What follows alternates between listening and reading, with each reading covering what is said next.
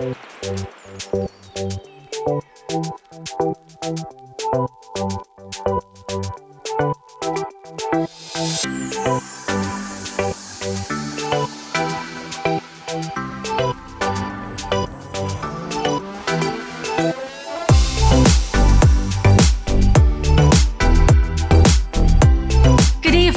welcome to the 11th Annual Jewish Light Unsung Hero Awards, albeit the first one we've ever produced virtually.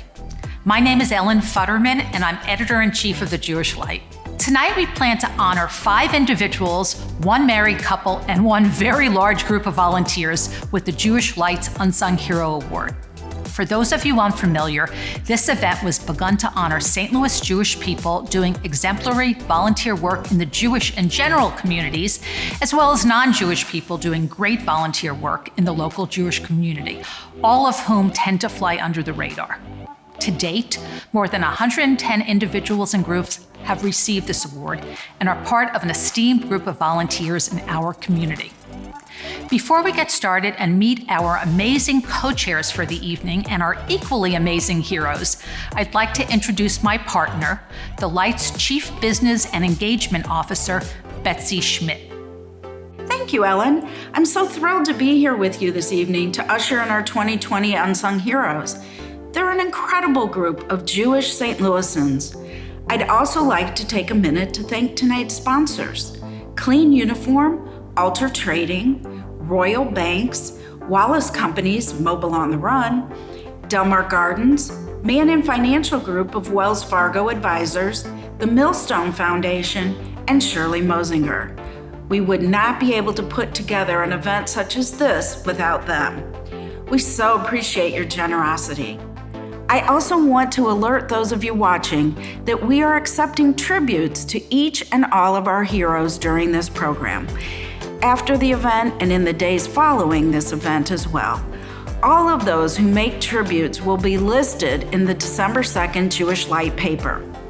Information about how to make a tribute will be displayed intermittently during the event, but just to explain, you can do so on our website, stljewishlight.com, by clicking onto Unsung Heroes or the Donate button. You can also make a tribute for any of our previous heroes as well. As you may know, the Jewish Light is a not-for-profit, so all tributes, donations, or contributions you make are all tax deductible and support our mission to inform, inspire, educate, and connect the St. Louis Jewish community. Okay, without further ado, I'd like to introduce our co-chairs for the event: Sherry Sherman, Faith Berger, Galia Movitz, and Janie Weiss.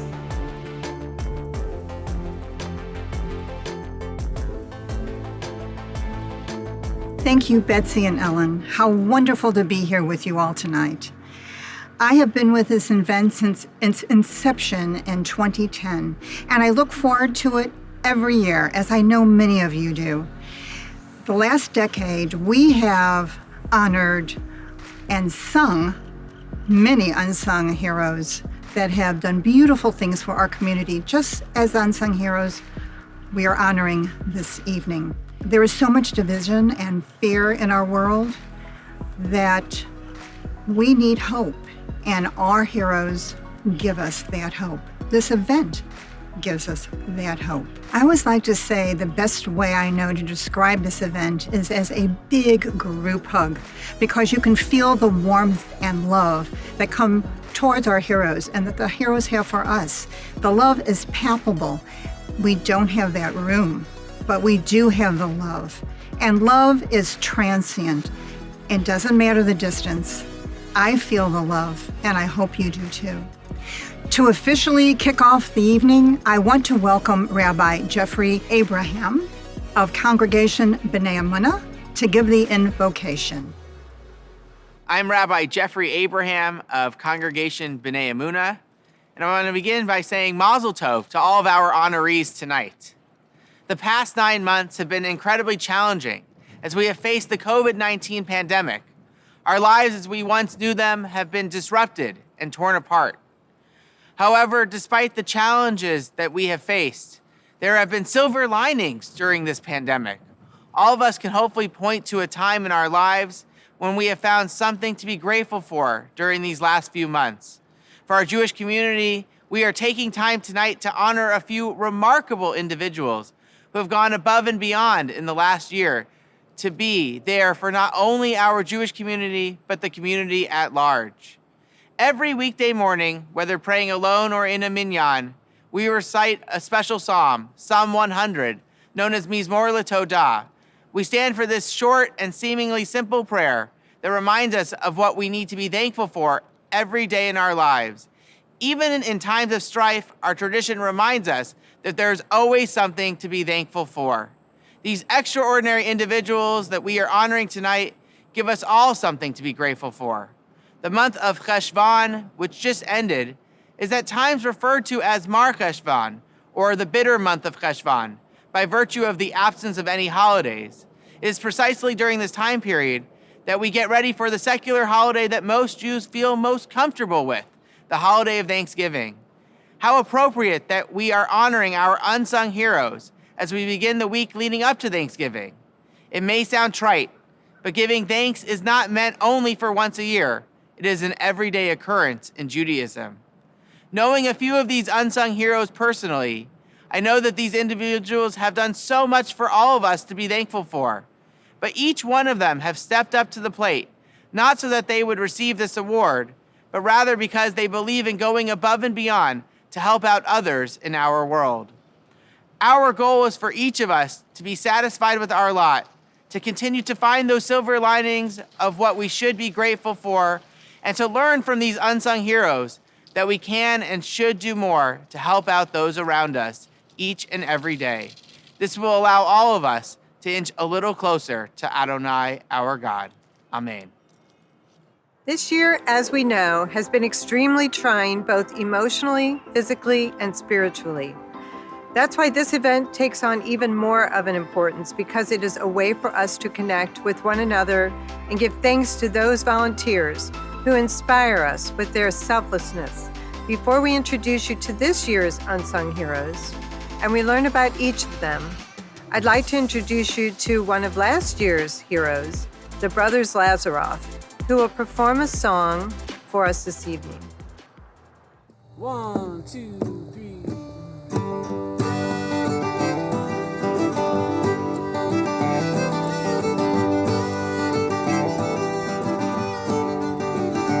Come on in to this house. Walk the path, the flowers lay out.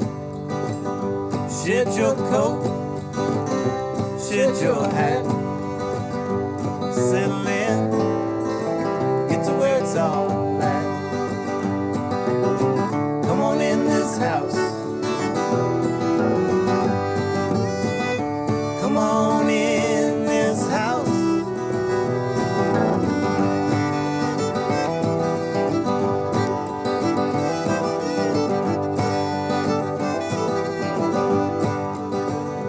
One by one, young and old, coming in from the cold, with hesitations and afterthought.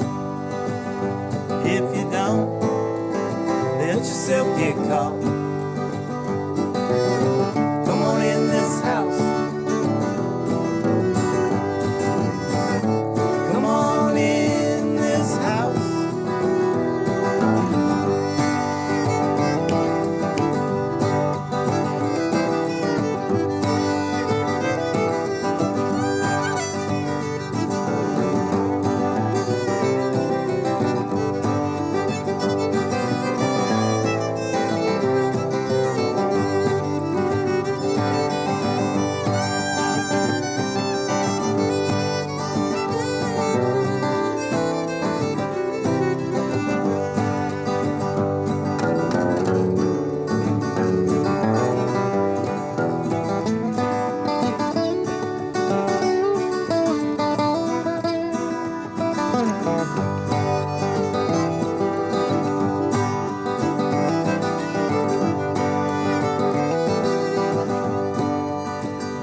Come on in to this house.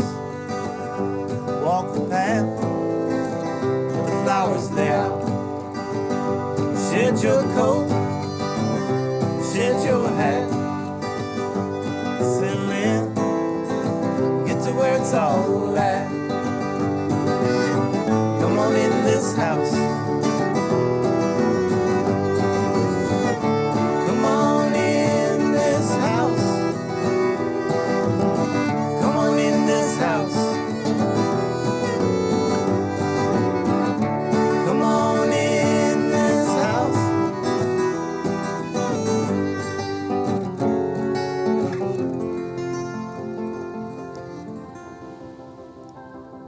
Now it's time to meet our heroes. I have the pleasure of introducing you to the first two of our heroes before you meet them in a short video highlighting their volunteer work. Mark Dana doesn't just downplay his decision to donate a kidney because he's humble. He does so because he wants more people to realize that it doesn't involve any great sacrifice. He hopes they will then become live organ donors too. He doesn't see it as much different than donating blood, and he should know. Each week, he drives a supply of blood or plasma on behalf of the American Red Cross from St. Louis to Columbia. When not in the driver's seat of a car, you can probably find Dana atop a bicycle. He rides thousands of miles each year, many of them as part of fundraising events like the MS 150, Paddle the Cause, and Tour de Cure. And lastly, if he's not there, he's probably at Congregation B'nai Emunah, where he spent 24 years as the floor gabbai, meaning that during a religious service, he walked throughout the sanctuary and directed people when it was their time to be called for a particular prayer, reading, or other honor. B'nai Emunah congregants who are confined to their homes because of health issues or other reasons feel less lonely thanks to the efforts of Sheryl Kalman. The program she runs, known as Shomrei Emunim, Keepers of the Faith, is designed to maintain communications with the congregation members who cannot make it to services or don't get out at all. Kalman assigns her volunteer Shomrei Emunim squad to check in on those individuals on a regular basis, providing treats, resources, or just a kind voice to talk with.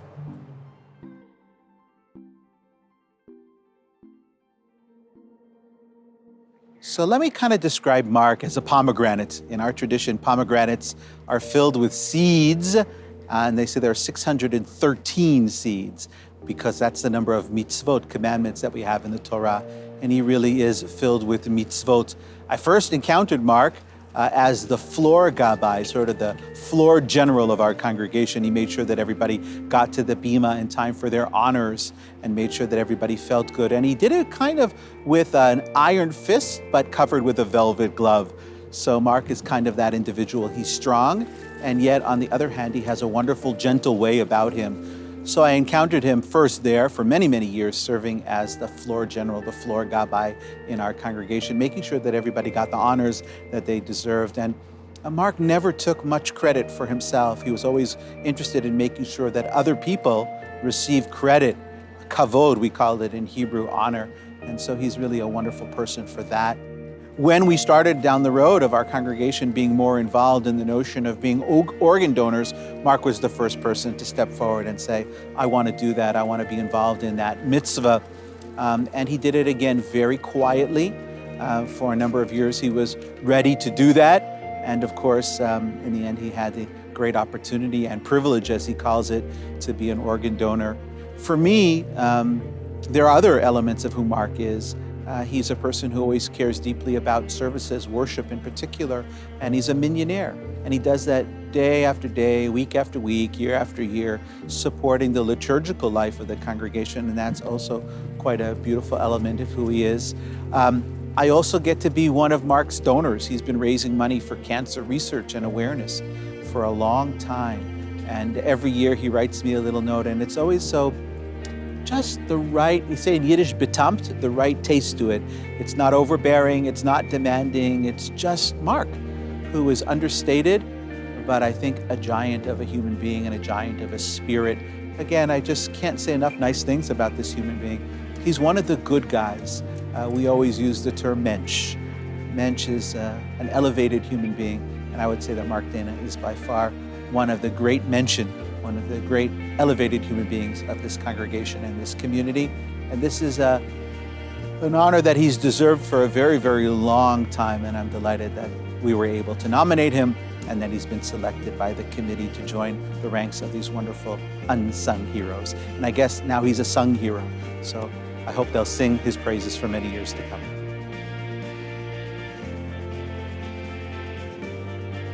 One day from the Bema, Rabbi Rose made the request that the congregant was in need of a kidney. And at that point, then I contacted the people at Barnes Jewish, the kidney transplant organization, and indicated my interest in being a donor. So at that point, the person I was agreed to be a donor for, he had some other health issues that all of a sudden put everything on hold for him. Sadly, his health declined, and sadly in February he passed away. At that point, talking with my coordinator from Barnes Jewish, I indicated that I would be happy to be a altruistic donor, as they refer to us. And that started in February of 2020, and on May 14th, 2020, I donated my right kidney to a person who we met 2 weeks ago on the telephone. So much need. There's a great need in this country. And, money, the availability of a lot of resources coming from our governmental agencies and all has certainly shrunk over time. So there's not as much funding available to these agencies. So the need is great. And I have the time, and I'm willing to commit to that time. Many people give of their time very freely, and as I've said to people, I feel very privileged that I can do this, and I'm also very blessed that I'm able to do it.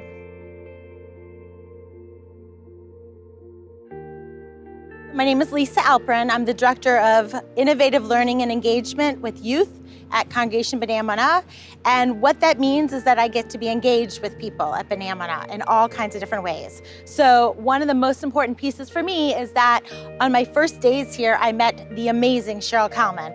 And the thing about Sheryl Kalman is she walks in very quietly, as if you don't understand that this woman can change the world. And that's exactly what she does every day. Changing the world isn't always about changing the big world. Sometimes it's just about making a difference in one individual's life. And that's what Sheryl does. So one of the most important things about Sheryl is that she listens, and she hears people's stories. And in listening to their stories, she quickly picks up on what their needs are. And she makes sure that they understand that her helping them and supporting them in getting their needs met doesn't mean that there's anything wrong with them. It means that there's something right with what we can do. And Sheryl makes sure that the right things are always done. My daughter the other day asked me about what it means to be an unsung hero and why Sheryl Kalman. And that was a really easy answer for me to give. Sheryl doesn't want to be sung. Sheryl likes to be the person that nobody's talking about, because she realizes the person to talk about, the people to talk about, are the ones who need the help and support.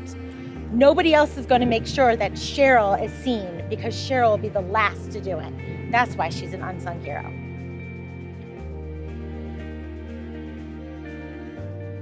I have been in St. Louis my entire life, And I I've actually been volunteering at B'nai Yamuna for years in a variety of roles, but the Shomei Amunim program started about 7 or 8 years ago as Rabbi Micah Buckyow's internship project. What we're doing is reaching out to people who otherwise might feel distant from the community, whether they're in a facility, whether they're just not able to get out much because of age. We reach out to people after a death, about 30 days later, when most people think that they've moved on. So we're trying to reach out to people who wouldn't otherwise be able to come to the congregation. I think it's important that we all remember that we want to be treated in the image of God. We're all in the image of God. And just because somebody can't come in the building for any reason doesn't mean that we should forget about them. I guess I don't look at it so much that I fix it as I think that everybody should be provided access to basic human rights. That includes getting visitors.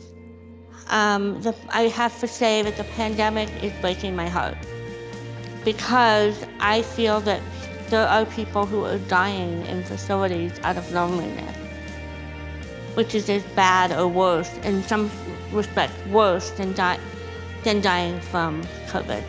And I'm powerless to fix that. One gentleman, I'm working on trying to get him a device so that he can communicate with his brother and I can communicate with him, and so that he can have access to the outside world. To me, it means connection. To me, the whole program is about keeping people connected. And the fact that it was recognized as a whole that existed not that many years ago that we tried to bridge. When we first started calling people, they said, I don't need anything, I don't have any money to give, click. Now, if I decide to skip a holiday, I get calls saying, where's my goodie bag? Now it's when my father passed away, some of the people that I had been visiting showed up at the Shiva house. They called somebody else and said, can I have a ride? I feel like I have to pay a Shiva call. So now it's coming around. To me, it's all about connections and just recognizing that sometimes little things make a difference.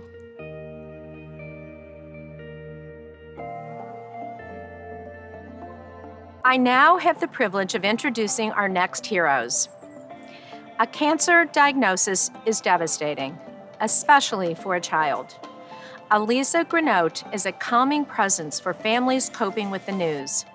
As a pediatric oncology social worker at Cardinal Glennon Children's Medical Center, she goes way above and beyond the call of duty to ease the burden.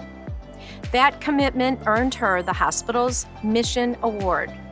She is also committed to helping families through her work as a PJ Library Parent Ambassador, a board member of Spread Ari's Light, and through Card Care Connection, a nonprofit organization she founded that provides supportive cards and hopeful messages to people with cancer. Aleeza, you're an inspiration, and we commend you for the critical work you are doing in making a difference in the lives of the children and families touched by cancer. Alan and Ronnie Brockman are the founders of Camp Rainbow, which first began in the summer of 1988 for children with cancer and blood-related diseases. That first summer, Camp Rainbow hosted 28 seriously ill youngsters at a week-long outdoor camp. Now, Camp Rainbow provides 8 different camp programs and serves more than 800 children every year. In addition, Alan was the chairman of the Camp Rainbow Foundation and director of Camp Rainbow for 26 years, as well as a founding board member and president of Friends of Kids with Cancer. Ronnie served as the program director for Camp Rainbow Summer Camp, volunteer coordinator, and also supervised the other camp's program directors for 26 years. The Brockmans met through BBYO as teenagers. Both attended University City High and Mizzou, and they have been married for 51 years and are members of Congregation Sheryl. We thank you for your years of commitment to such an important cause and for the tremendous impact you have had on our community.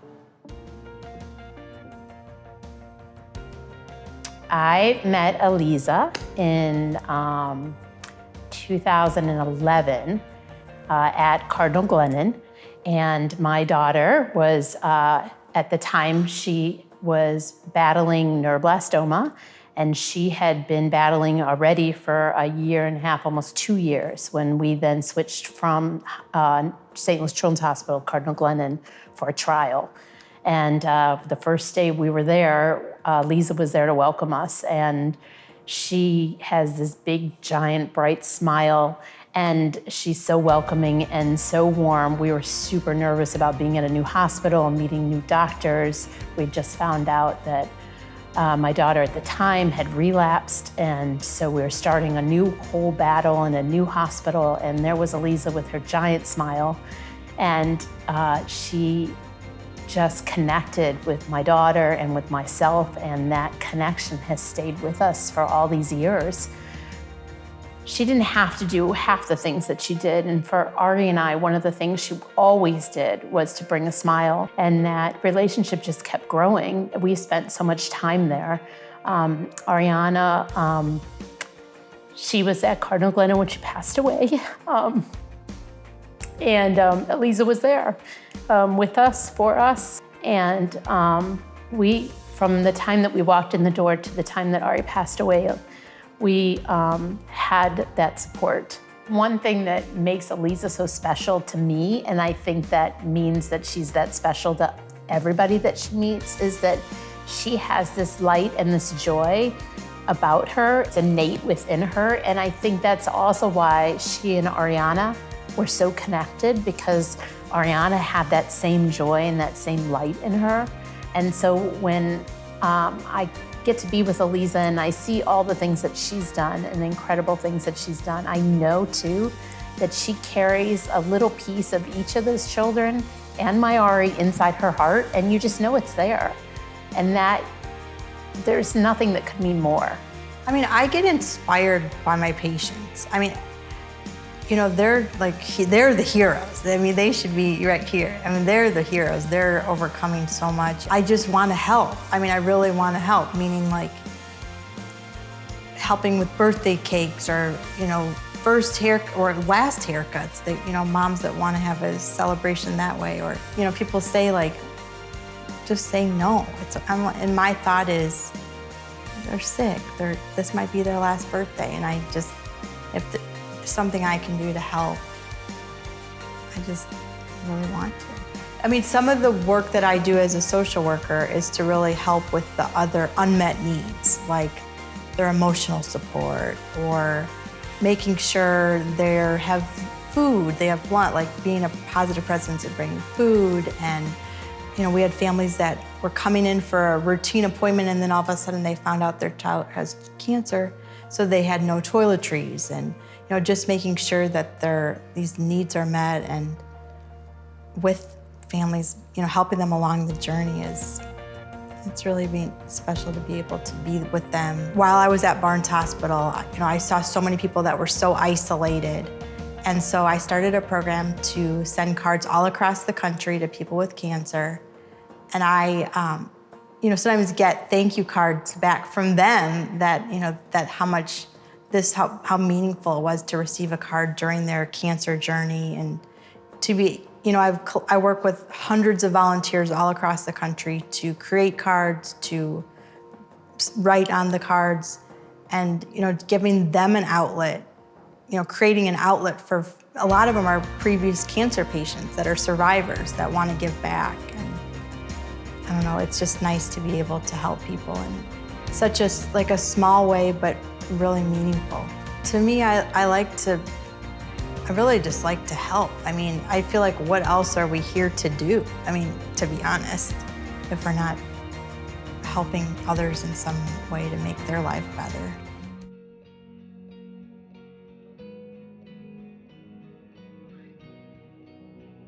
Camp Rainbow provides free camps to children and families dealing with pediatric cancer or blood-related disease diagnosis. So Ronnie and Ellen, they are amazing. They started this camp in their basement with 10 volunteers and 28 counselors nearly 35 years ago. And since then, more than 8,500 campers have participated in a Camp Rainbow camp, which is just incredible. But they're still very actively involved. They are the first to jump in and offer help or guidance or assistance whenever needed. They'll do everything from cleaning a bathroom to cutting vegetables to playing with a child or running a group. So I think Ronnie and Ellen are unsung heroes because they have really lived their Camp Rainbow commitment to come as individuals but leave as a family. And over these almost 35 years, they've created an amazing family of people who come together to just create magic and excitement for families that are really struggling and dealing with some horrible life situations. I think that people could learn from Ronnie and Ellen how to be truly selfless and caring. They have just worked tirelessly for most of their adult lives to give back to Camp Rainbow, but also to lots of other groups and charities, schools, their grandchildren, their family, their friends. They're willing to do just about anything for anyone. They're the first to give you a call when you're having a bad day or send you a card or a note or a tribute and jump in and help out. And I just think that selfless, caring gift that they give the people that they know, the people in their lives, is something we could all hope to be doing at their age and throughout our lifetime. Alan and I met when we were high school sweethearts. We met when going into his junior year, and we met through BBYO.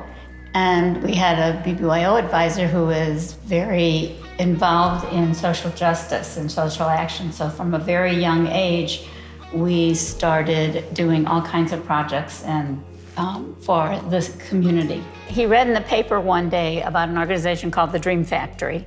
And he looked it up and he went to one of their meetings and he found like a connection with them because they would grant wishes to seriously ill children. And this is back about 1985, 86. And through his connection with the Dream Factory, he would go and visit children in the hospital, right? And he would find out and talk to them, you know, about what their needs were and what, what they were doing and how they were doing. And so move forward about a year, and he came home one day and he said, "How would you like to start a camp for children with cancer and blood-related disorders?" And I looked at him and said, "Well, okay, let's check it out." So we did our due diligence, and MAFTI and the Dream Factory and the American Cancer Society decided that we would partnership. So there was another couple that we worked with through the hospital, and we had the first camp in 1988. There was 28 campers, 28 counselors, 10 staff, so more 50 to 75. And we were suggested that we did it one-on-one because at that time the campers were really ill. What makes Camp Rainbow different from all other camps that our children would have gone to or anybody else would have gone to is that we provided medical care right on site for children, for the children. If they needed to go to the hospital, we took them to the hospital. Move forward, 33 years. We started that 1-week sleepover camp back in '88, and today we have 8 programs for children and their families who have cancer or blood-related disorders. It's when I do something, it's something like, okay, I want to see how we're going to do this and why are we doing this and will it really help the kids and all this. Because anything I do, and you know that, is that it's for the kids. Anything, you know, if I can help a person, I'm there. It doesn't make any difference. When I go someplace, if I'm in a hospital and I know a kid and, you know, it sort of breaks my heart because I'm going in there because I know I'm going to come home sad and all this. But the difference is I try to keep it straight, and I want to let the person that we're doing this with be an actual part of it. And, you know, in other words, we wouldn't come with one mask. You know, we have to have masks for everybody that was there and things like that. We really didn't think or realize how much we impacted people until we started getting letters from those kids that were campers 15, 20 years ago who wrote and said, I just want you to know that I am a pediatrician today because of what I learned and felt through Camp Rainbow. I'm a social worker. I'm a child life specialist.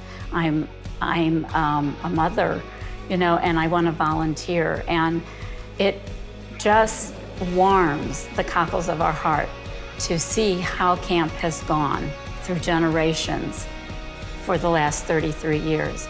And we couldn't have asked or had known any of the way camp was going to turn out, you know, but the volunteers who give their heart and soul to camp all these years and today even, and the staff, who we now have a staff, God love them, they're young and they're vibrant and, you know, they get it. And those that you don't see that are behind the scenes. We're blessed. We're blessed with our health. We're blessed with the people around us, our friends who have supported camp with us throughout the years. And it really, camp would not be, it's not really because of us. We had the inspiration, but it's because of the community and who we've surrounded ourselves with and the people now.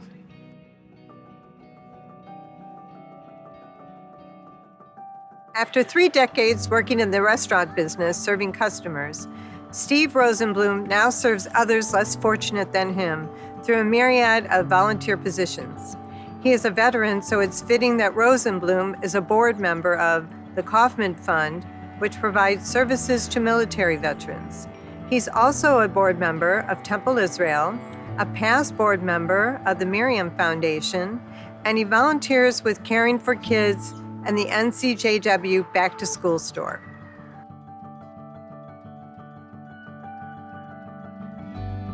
My name is Pam Budke, and I'm the Executive Director for CHAMP Assistance Dogs. And CHAMP is an organization that actually trains and places assistance dogs with people with disabilities. When I met Steve, he started talking to me about veterans and what the Kaufman Fund does to help them. And we agreed that we had similar interests in both organizations. We both want to help veterans. I was so impressed with the range and the different things that the Kaufman Fund does to help veterans. So we started talking about that, and Steve said that it was a possibility that the Kaufman Fund could actually help CHAMP with some financial assistance. And for the last 4.5 years, the Kaufman Fund has helped us financially, given us very generous donations, and that makes it possible for us to change lives through the placement of a service dog with a veteran. Steve has really helped CHAMP and the Kaufman Fund, and he has also made it very, very possible for me to meet a lot of other organizations and directors of other organizations that help veterans, which is half of the issue. I mean, if you can get a connection and teach people about what you do and work together and form partnerships, it makes you so much more successful. And Steve made that happen for CHAMP Assistance Dogs. In my mind, Steve deserves the Unsung Heroes Award simply because of the type of person he is.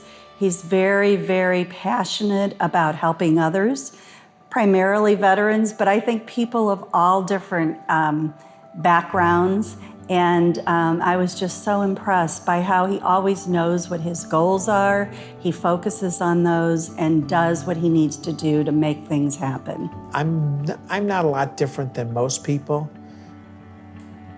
Once you do it, you want to do more of it because it's good. I mean, examples make a difference. I have many friends who are volunteers in different forms, different organizations, and I think you have to be thankful. I'd say, you know, the one thing that my dad said to me, my dad grew up in an era where they had a million sayings. And one of the things he used to say is when something good happens to you, send $10 to the rabbi. And basically that was saying, the way I interpret it is, it's like, be grateful, be appreciative when good things happen. You know, like everybody says it's better to give than to receive, but there's, you know, and it's a very commonly heard phrase, but it's true. And I feel, I guess for myself, I've been very fortunate. You know, I've been fortunate with good health and you know, I guess good business, but successful business. And I feel strongly that you have to kind of pay your dues. You have to do your share to help others that are not as fortunate, who they need help. And if you can do that, why wouldn't you? You want to leave the world a better place for your family, obviously, but just for other people that don't have some of the advantages or the opportunities, you know, that you may have had. And the other thing, I think it's important to pay it forward as a person. I'm a big backer of paying it forward and doing your share and trying to basically be a good human being. I think it's important that people strive to do that. You meet a lot of wonderful people that are just really good human beings because it's not all about them. That's not who they are. And so you meet people that really are low ego, you know, low maintenance. They have a real giving spirit. So I feel really fortunate to have met a lot of terrific people along the way, and that have made an impact on me by seeing what they do has encouraged me to maybe be a little more proactive than I would be, because there's no limit to what you can do if you want to. You know, you have some boundaries, but for the most part, you can get to what you want to get to if it's important to you.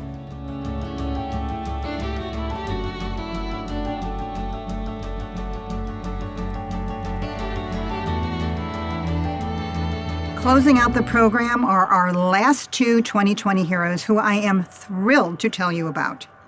Two of the things Alan Spector seems to care most about are seniors and baseball. So naturally, he would love helping adults with dementia by playing on their connection to America's pastime.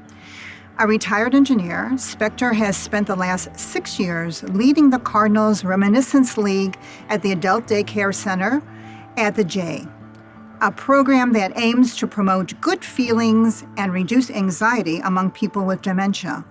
Spector leads discussions and asks participants questions about Cardinals history, baseball terminology, and stadiums, among other things.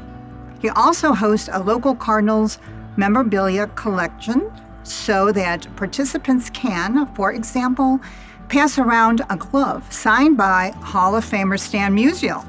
Despite the fact that the participants often have memory issues, Spector constantly varies the program. Spector also leads workshops for retirees and has helped local synagogues and Jewish institutions on mergers and developing strategic plans.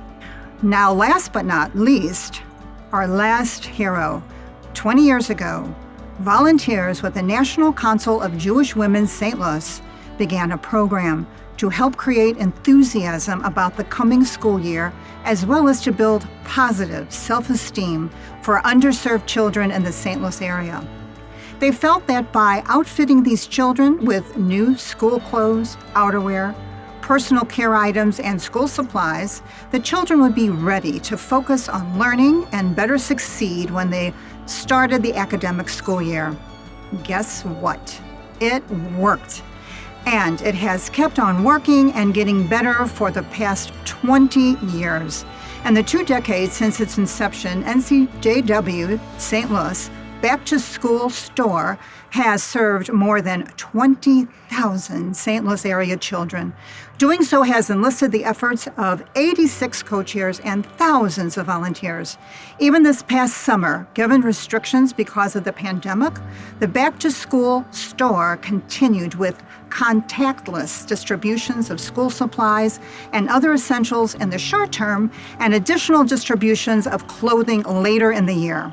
And the really big news, it was able to serve 2,000 children, which was 500 more than in the past.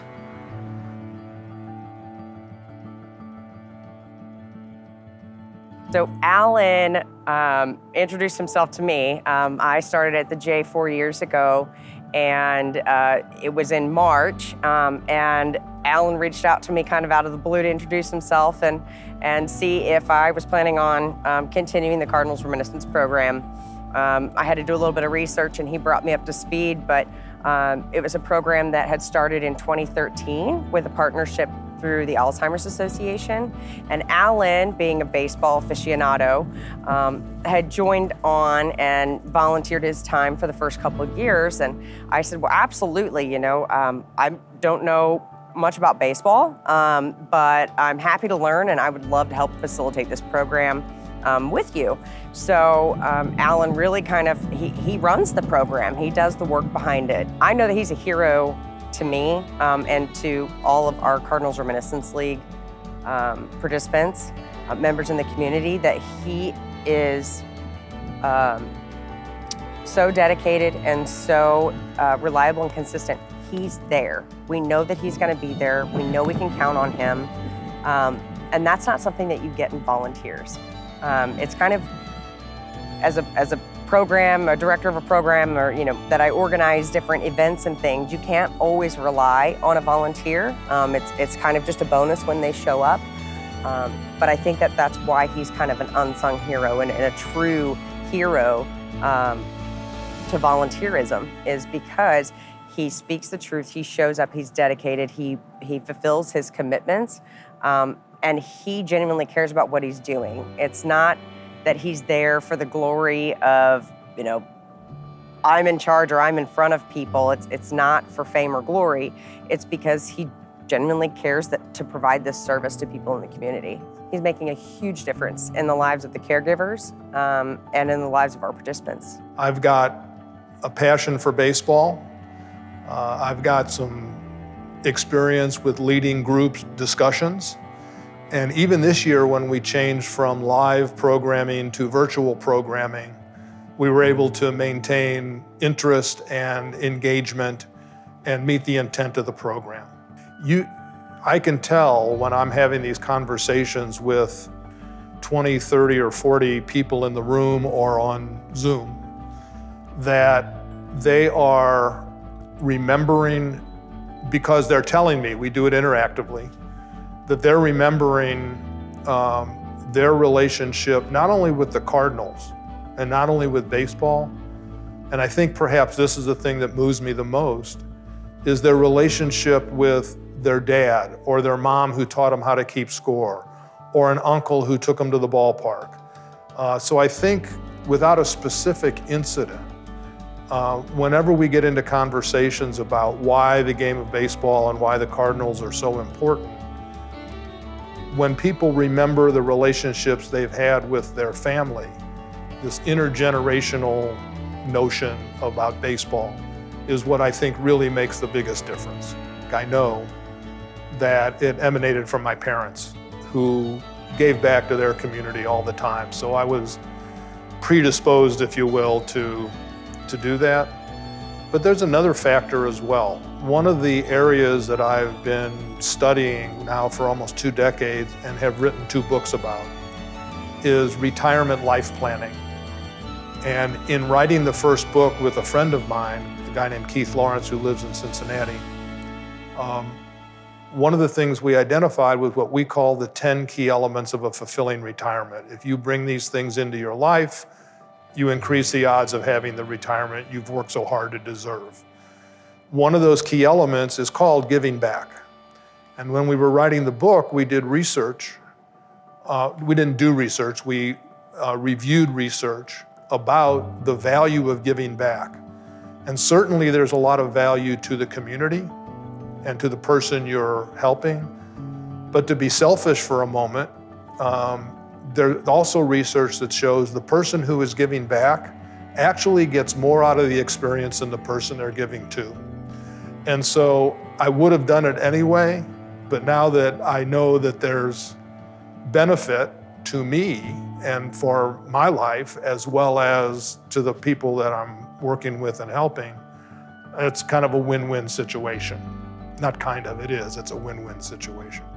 Kind of going back to this idea of retirement life planning, and really life planning in general, one of the things that we wrote into the book and that we talk about as we do workshops around the country for people who are thinking about retirement is a personal philosophy of mine, and that is listen for and look for opportunities to be helpful, and then be predisposed to say yes to those opportunities. And it's remarkable how much is out there to do if you just listen and look and then say yes.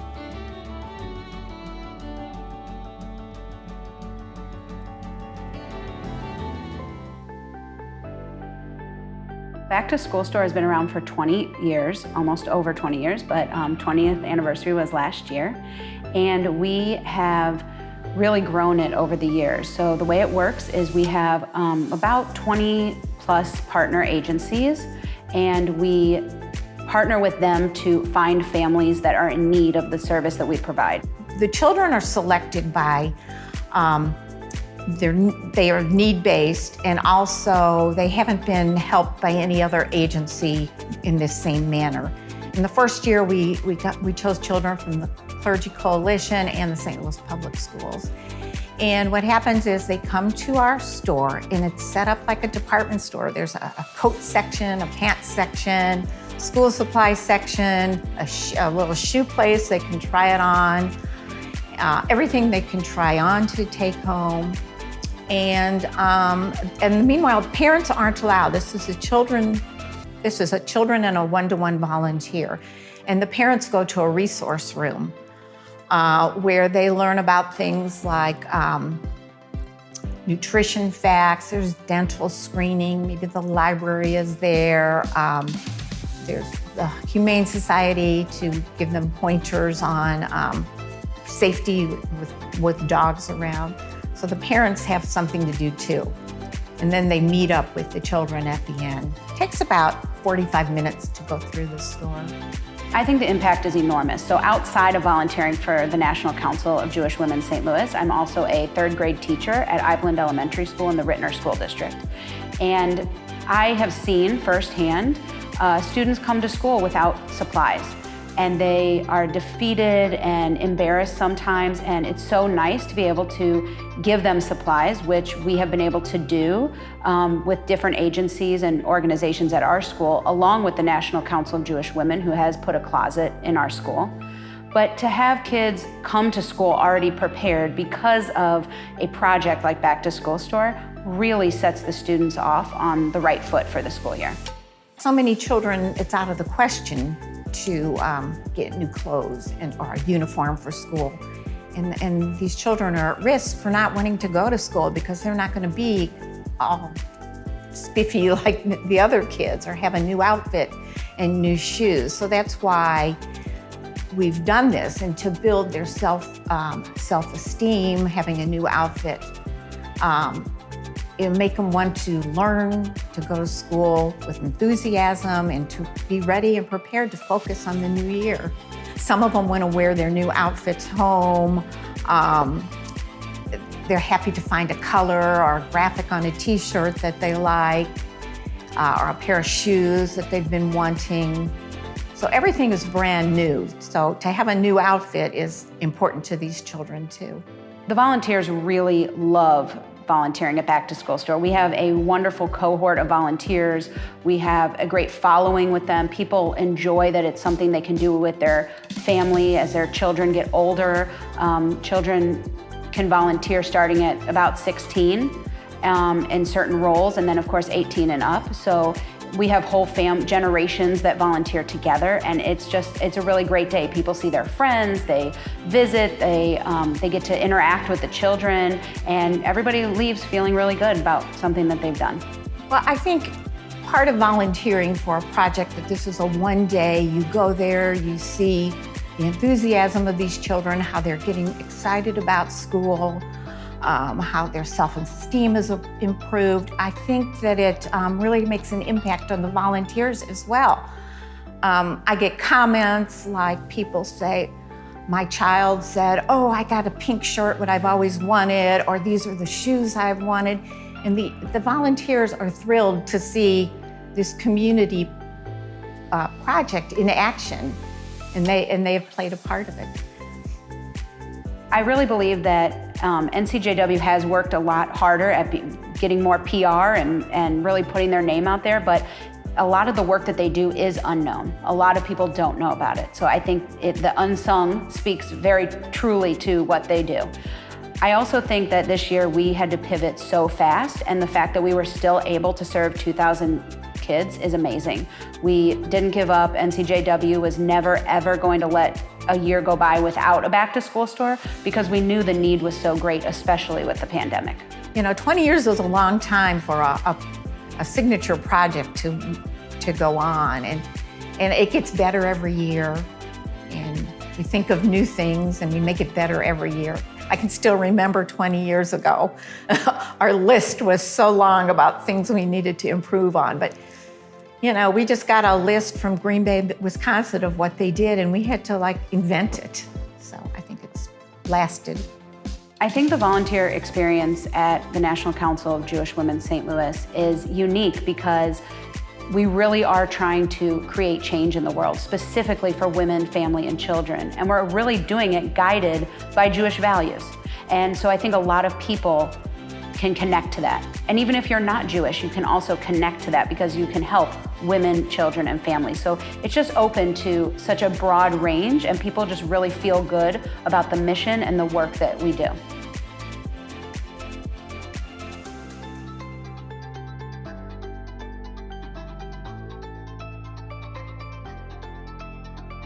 But I do want to thank the members of Congregation B'nai Emunah who recognized me for this honor. And it's always been a great privilege of mine to be a member of Congregation B'nai Emunah, as well as to serve the congregation in the many capacities that I have served the congregation. So very much thank you, and I am very, very blessed. Thank you so much. It's such an honor to accept this, and I want to thank everybody who helped me make the program so special. This is an honor, and I'm touched. On behalf of both of us, we'd like to say thank you very, very much. We are unsung for a reason, and we just hope that what we give to the community comes back tenfold for those kids and families that we serve, as well as through our congregation and all of the Federation and every place that we have touched. or we've been involved in and volunteered, we feel blessed. And thank you for recognizing us and all those that we served. Thank you. This is awesome. This is awesome. I would just like to say to all the people that have supported me along the way and support the things that I care about, and also those of my friends and others who have nominated me and written in support. I appreciate it. I appreciate it very much, and I value our relationships. So, and I hope to continue to basically be worthy of this award. So I'm very appreciative, and it's very humbling, and I'm honored to have been chosen. Thank you. Alan Spector, St. Louis Jewish Light 2020 Unsung Hero. Oh my goodness. Well, thank you so much to the Light and everybody who was involved with nominating and selecting, and mostly thank you to family and friends and classmates who put me in a position to be able to do this. And also thank you to the Adult Day at the J group of staff and participants who made this all possible through the Cardinal Reminiscence League. Let's keep doing that. That's great stuff. So thank you for this. We are so honored at the National Council of Jewish Women of St. Louis to accept this award. This is for all of the volunteers who help every year, who have helped start this program and continue its wonderful success. This is for the staff, who this would not be possible without all of the wonderful people who work at NCJW and help us achieve our goals and really fulfill our mission of helping women, children, and families.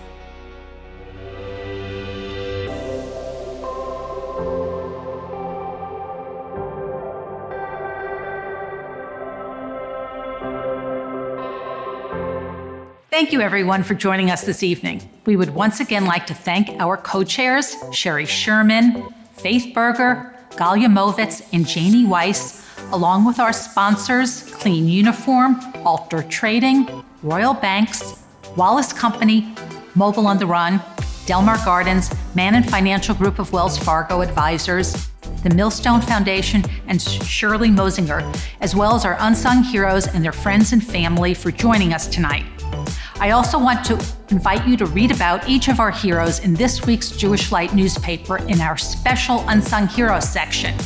And if you would like to make a tribute to one of this year's heroes or any of our past heroes, you can do so online at stljewishlight.com. Just press the donate button. Good night, and thank you for joining us. And once again, thanks to our musical guests, Brothers Lazaroff.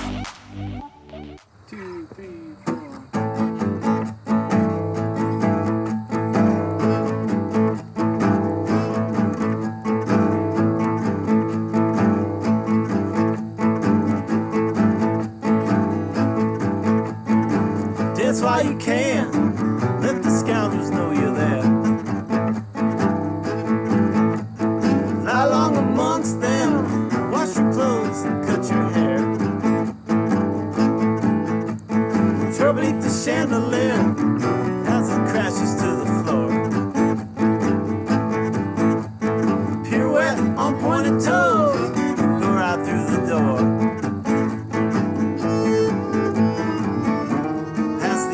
Lady, cooling herself with a fan. Hear her say underneath her breath, dance while you can. Well, now the southern fields are burning, those who had to toil. In days so hot you would just melt into the soil. Spent on bending knees, picking away the time, holding on to hope only by grace of the divine. But I'll douse the fields with ice, bring winter to the plan, tell every soul I come to know, dance while you can.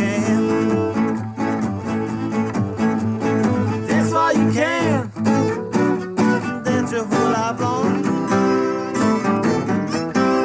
Dance while you can, dance for the weak and dance for the strong. Dance while you can, out to the rhythm of the song. Dance while you can and bring everyone along.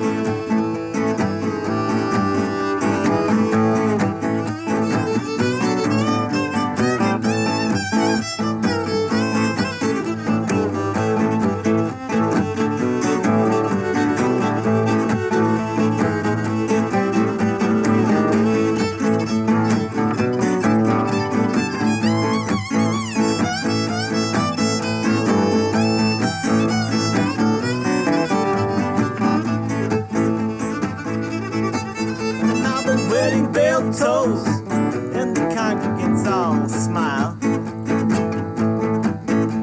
Love so often born anew, if only for a while. And the reception hall contains the hopes of all who could attend, that they're witnessing the real thing, not some game or pretend. Bride's father says to the groom, I'll tell you man to man, the only advice I can give, dance while you can. Dance while you can, dance your whole life long.